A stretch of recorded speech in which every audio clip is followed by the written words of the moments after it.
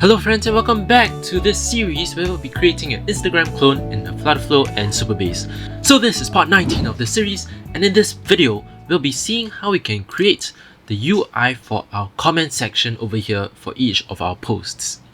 So our comment section is special because when you tap on the comment button for each post, it will sort of open up this bottom sheet over here. So a sheet or a screen will sort of pop up from the bottom of your screen, and then this is where the comment section will be. So let's just create the UI for that now, and in the next video we'll be creating the actual functionality for that. So let's get into it right now. Alright, so in my FlutterFlow dashboard over here, the first thing I want to do is I want to create a new component for our comment section. So for this, I'll name it comment section component, and I'll just create a blank component. And in the comment section component, I will create a container. For the width, I'll set it as infinite since the comment section takes up the whole width of the screen over here. For the height, I'll give it a percentage and I'll give it 80%. So it takes up 80% of the screen. Actually, you know what? Let's take up 90%. 90% instead. You can see that there's some rounded borders at the top. So with the container selected, let's scroll down to border radius over here, and let's give top border radius of 16 and top right border radius of 16 as well. And now we also have to add this little divider on that straight line. So first, in our container over here, we want to add multiple widgets in a column fashion. So the best thing to do would be to use a column widget. And now we want to add this line. So it will be a container, a very thin container.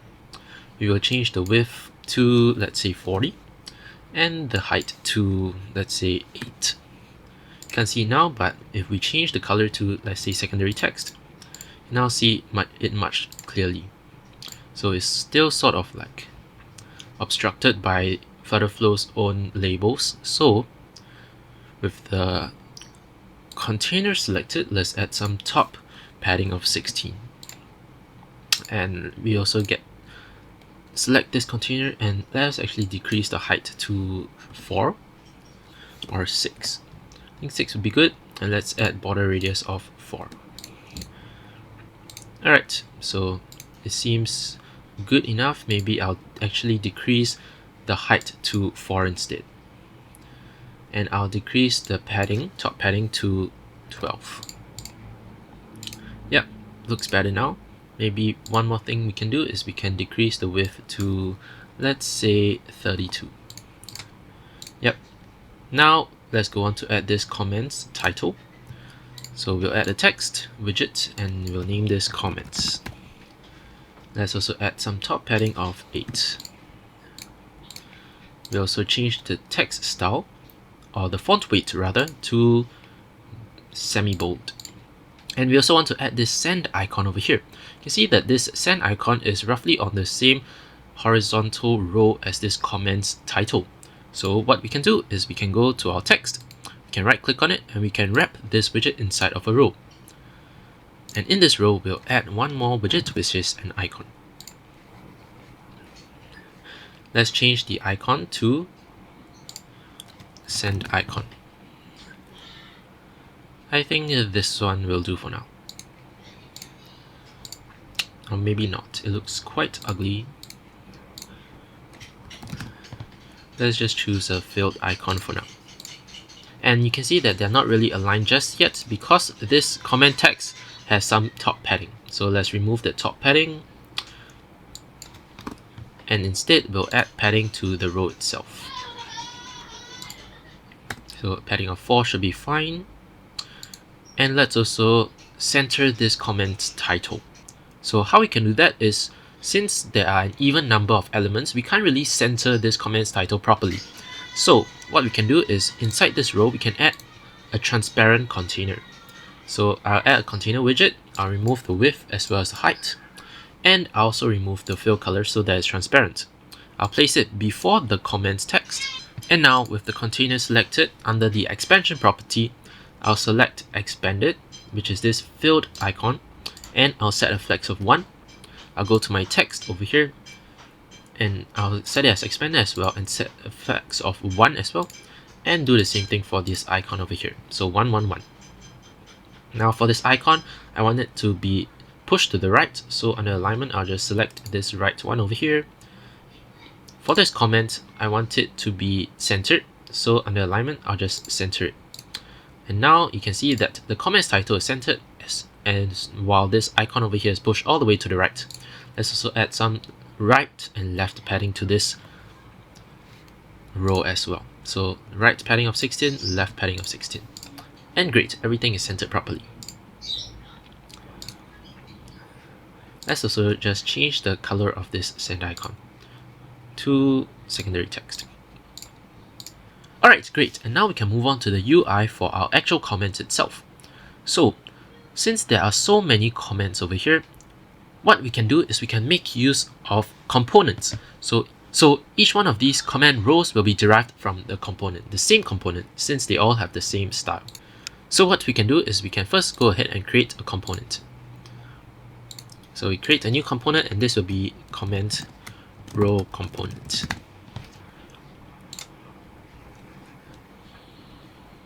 So first, let's add a container, and let's see. The container will have infinite width, but the height, let's set it to a defined height of 60 for now.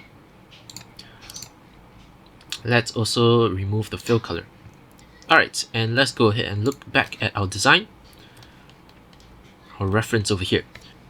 Alright, and let's take a closer look at how all the different elements of the comment row over here are actually arranged.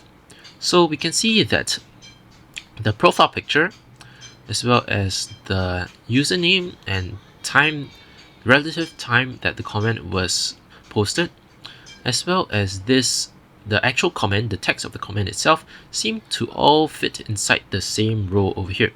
So if I draw that out, they seem to fit inside this same portion. Oops. Alright, so if I draw it out, they seem to all fit very nicely within this rectangle here. And then you can see that there's the reply text, which is not part of this rectangle. And finally, you can see that there's this sort of like button, which seems to be part of a larger container, or larger sort of rectangle, which is over here.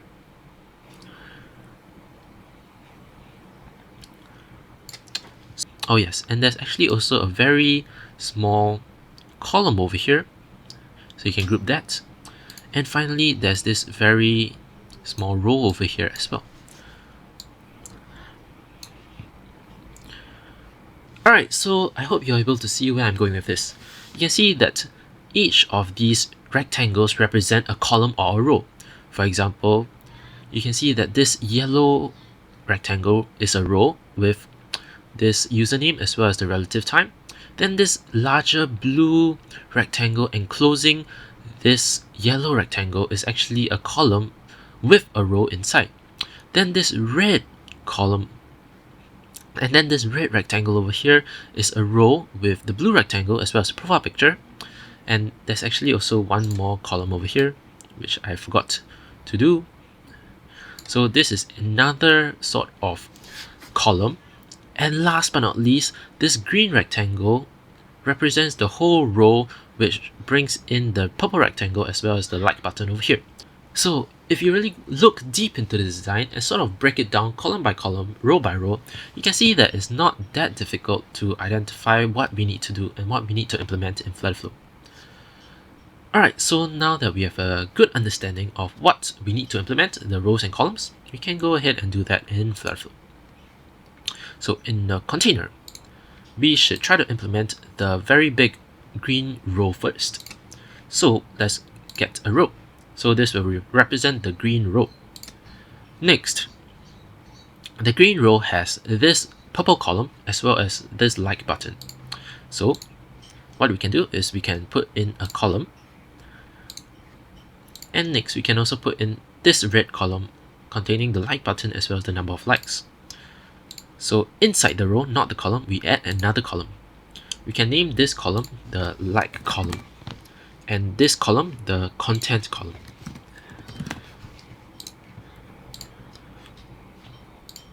So it is easier to deal with the like column first, since it's just a like button as well as a 7. Alright, so inside the like column, let's just add an icon as well as a text.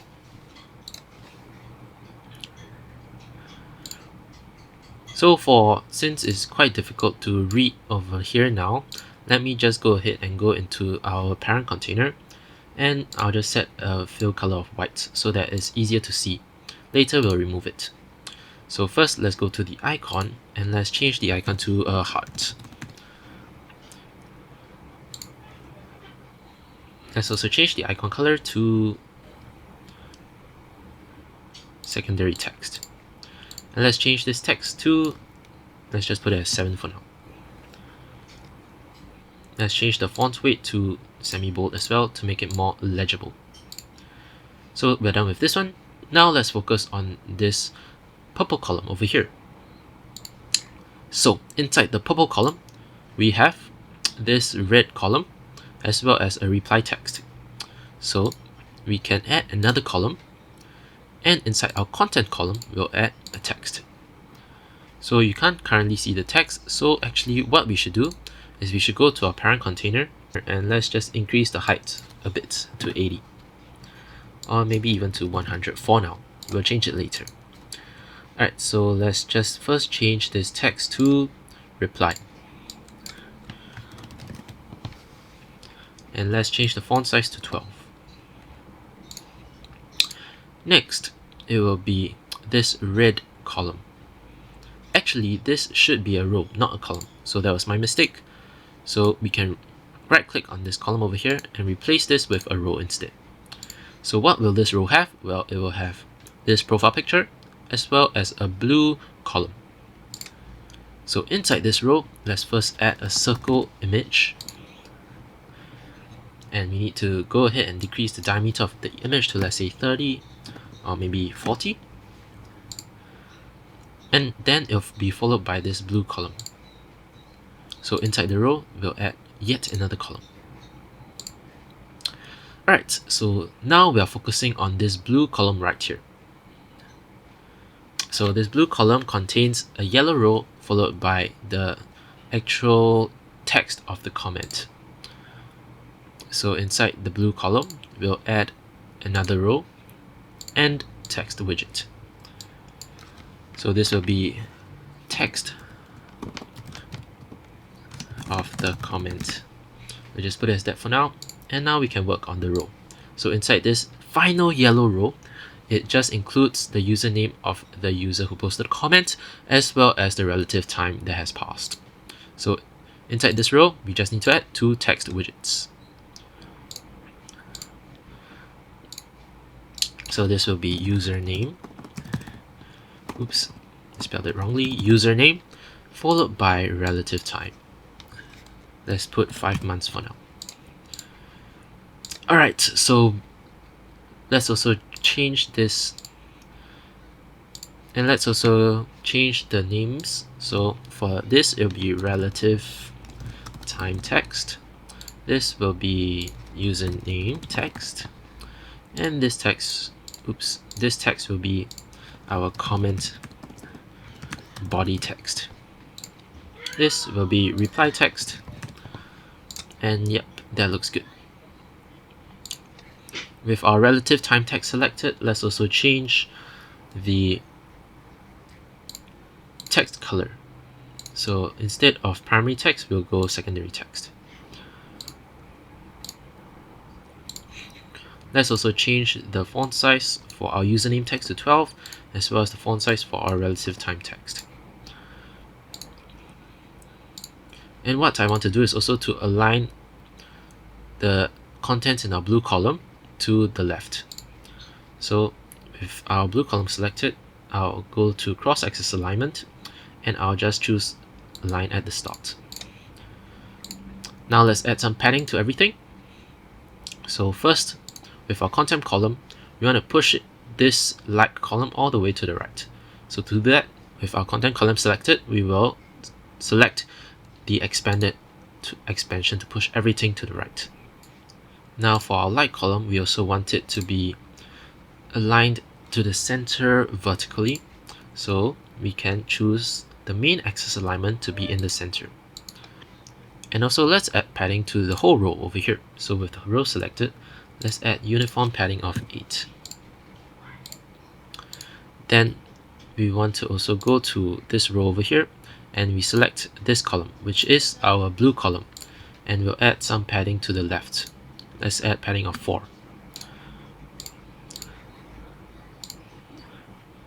And we'll add some padding to the left. Let's add padding of 8. And let's also add padding inside our blue column itself. So with the column selected, let's add some item spacing of 4.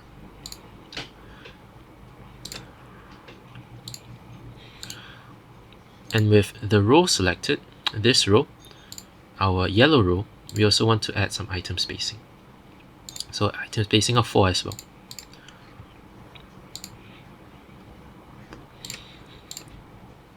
With the username text, let's also change the font weight to semi-bold.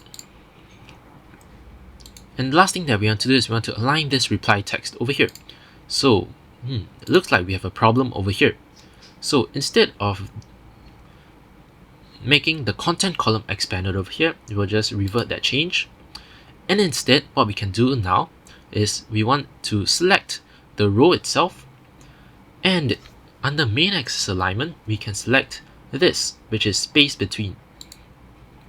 So this is another way of pushing this like column all the way to the end, while still allowing the content column to be center aligned with the cross-axis alignment. So our reply text will remain center aligned over here.